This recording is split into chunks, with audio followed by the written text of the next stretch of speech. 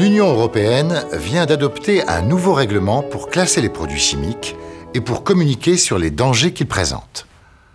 Les deux directives européennes qui régissaient le sujet vont être progressivement remplacées par ce nouveau règlement dit CLP pour classification, labelling et packaging. Pour comprendre pourquoi l'Union européenne fait aujourd'hui l'effort de changer son propre système et quel intérêt elle y trouve, il faut revenir un peu en arrière. Au début des années 90, les Nations Unies font le constat de la disparité dans le monde des systèmes de classification et d'étiquetage des produits chimiques. Certes, pour le transport des matières dangereuses, il existe un système mondial unifié.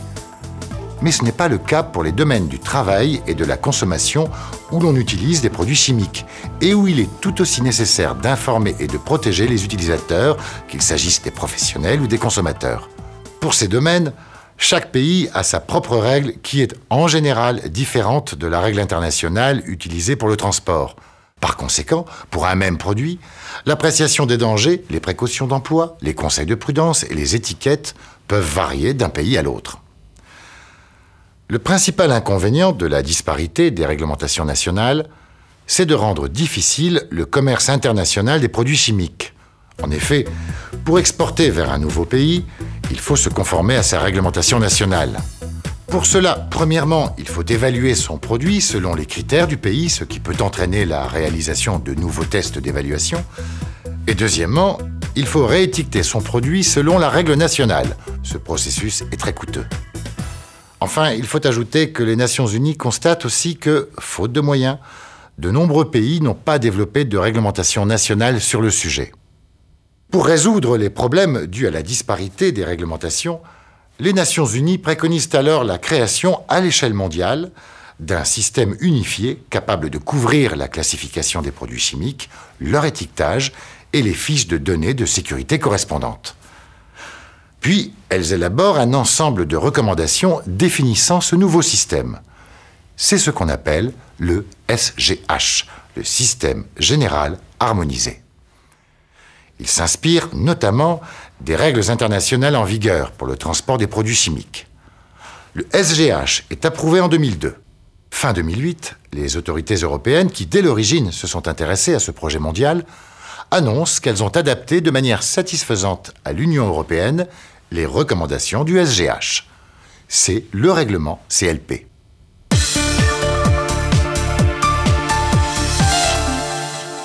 Le règlement CLP concerne toutes les entreprises qui, dans l'Union européenne, fabriquent, importent ou distribuent des produits chimiques. Ces entreprises doivent classer et étiqueter leurs produits selon les nouvelles règles. Pour l'emballage, le règlement CLP conserve toutes les règles existantes. Comme avant, les dangers des produits chimiques sont répartis en 3 grands domaines. Les dangers pour la santé humaine, les dangers physiques et les dangers pour l'environnement. Dans chaque domaine, les dangers sont classés selon leur nature. Mais maintenant, pour désigner la nature d'un danger, l'expression « catégorie de danger » est remplacée par l'expression « classe de danger ». L'expression « catégorie de danger » existe toujours, mais elle désigne désormais le niveau de gravité d'un danger au sein d'une classe de danger. Pour hiérarchiser le niveau de gravité au sein d'une même classe, on parle de catégorie 1, 2, 3, etc.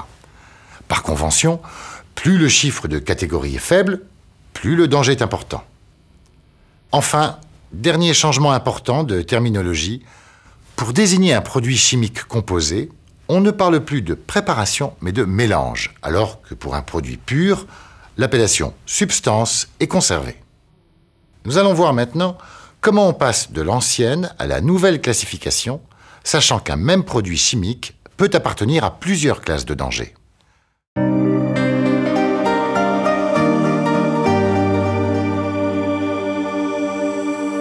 Le règlement CLP comprend 10 classes de danger pour la santé humaine. Elles sont proches des classes qui préexistaient, mais leur définition tient compte du progrès des connaissances en toxicologie. Par exemple, 2 classes de danger supplémentaires ont été créées. Premièrement, une nouvelle classe pour les produits qui, après une exposition unique, sont toxiques pour un organe particulier. Et deuxièmement, une classe pour les produits qui sont toxiques sur un organe particulier, mais ici en raison d'une exposition répétée. La segmentation de ces 10 classes de danger en catégories tient aussi compte des dernières connaissances en toxicologie, notamment en ce qui concerne la correspondance entre les doses d'un produit et ses effets critiques. De ce fait, le plus souvent, le découpage des classes, selon le niveau de gravité du danger, se fait de manière plus fine qu'avant. Par exemple, pour la classe toxicité aiguë par voie orale, on avait auparavant 3 catégories de danger. Il y en a maintenant 4. Conséquence de cette segmentation plus fine, il va être possible de définir des mesures de précaution de manière encore plus appropriée, ce qui va, bien sûr, dans le sens d'une meilleure protection des utilisateurs. Pour la santé humaine, compte tenu de la proximité entre les anciennes et les nouvelles classes de danger, la plupart des données toxicologiques permettant de classer les produits sont d'ores et déjà disponibles. Pour chaque produit, il appartiendra à des experts de les valider. Bien évidemment, quand certaines données seront jugées non pertinentes ou quand elles ne seront pas disponibles, il faudra refaire des nouveaux tests.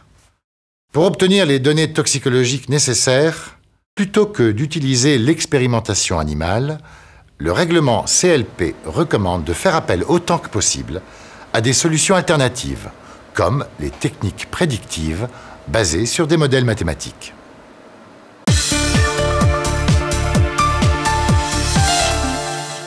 Dans le système européen préexistant, il y avait 5 classes de dangers physiques. Avec le règlement CLP, il y en a 16. Globalement, il s'agit des classes de danger utilisées par la réglementation sur le transport des matières dangereuses, ce qui a 3 conséquences pratiques. Premièrement, comme dans la classification transport, la définition des classes de danger tient compte désormais de l'état de la substance. Par exemple, on a maintenant la classe aérosol inflammable, la classe liquide comburant et aussi la classe matière solide inflammable. Deuxièmement, pour classer les produits chimiques au regard de leur danger physique, le plus souvent, il va être possible de se référer directement aux critères et aux données issues de la classification transport. Troisièmement, pour classer les produits dont les données de transport ne seraient pas disponibles, ou pour classer les nouveaux mélanges arrivant sur le marché, ou encore pour classer les produits existants dont la composition est modifiée, il va falloir les soumettre à des épreuves de classification. La difficulté peut alors résider dans le choix de ces tests ou dans leur adaptation aux produits étudiés. Il faut pour cela une expertise très pointue qui est celle de laboratoires spécialisés.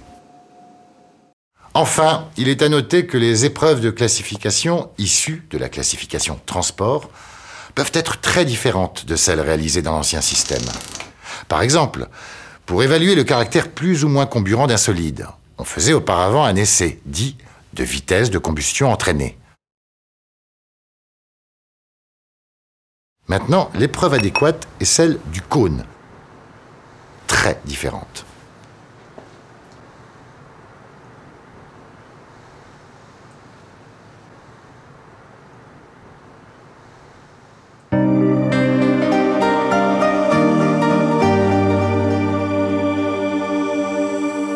Globalement, en ce qui concerne les dangers pour l'environnement, même si certains paramètres ont été légèrement modifiés, le passage de l'ancienne classification à la nouvelle sera relativement direct. En effet, le règlement CLP a repris les classes et les catégories de dangers qui existaient en les adaptant pour tenir compte de l'évolution des connaissances en écotoxicologie. En particulier, les dangers à court terme et ceux à long terme sont nettement différenciés. Par ailleurs, le règlement CLP a maintenu la classe « danger pour la couche d'ozone » qui existait dans les anciennes directives européennes, mais pas dans le SGH.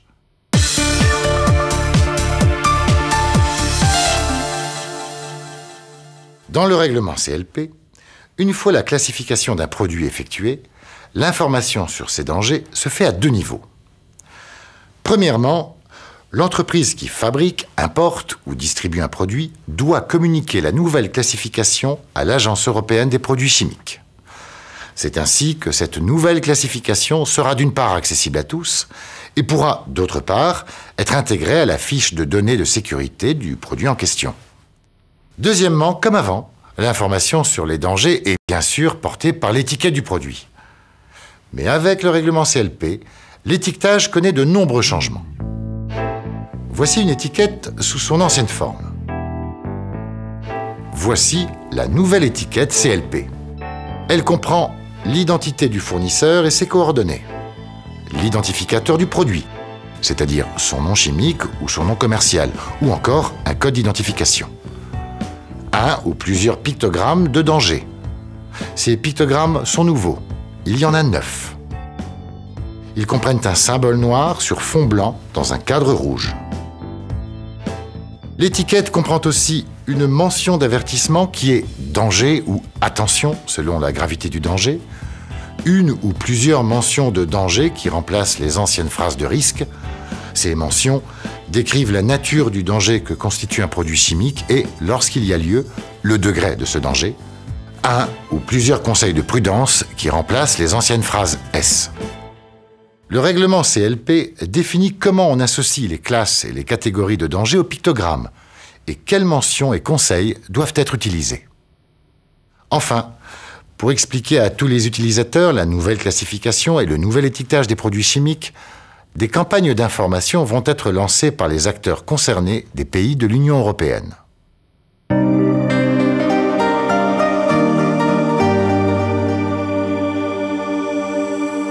Le règlement CLP est entré en vigueur le 20 janvier 2009. Il s'applique à tous les États membres de l'Union européenne. Le nouveau règlement a défini le calendrier de sa mise en œuvre, lequel est relativement complexe. Voici ce que l'on peut retenir. Il existe une phase de transition pendant laquelle les anciennes directives et le nouveau règlement vont cohabiter. Pendant cette phase de transition, le double étiquetage est interdit. Pour les substances, à partir de décembre 2010, le règlement CLP devient prioritaire. Pour les mélanges, à partir de juin 2015, le règlement CLP devient prioritaire. En juin 2015, pour les substances, et en juin 2017, pour les mélanges, le système préexistant sera abrogé. Ainsi, avec le règlement CLP à l'horizon 2017, les pays de l'Union européenne auront mis en œuvre les recommandations du système général harmonisé. Avec tous les autres pays qui auront fait de même, ils partageront une même information sur les dangers des produits chimiques. Les échanges s'en trouveront facilités et la protection des utilisateurs en sera partout renforcée.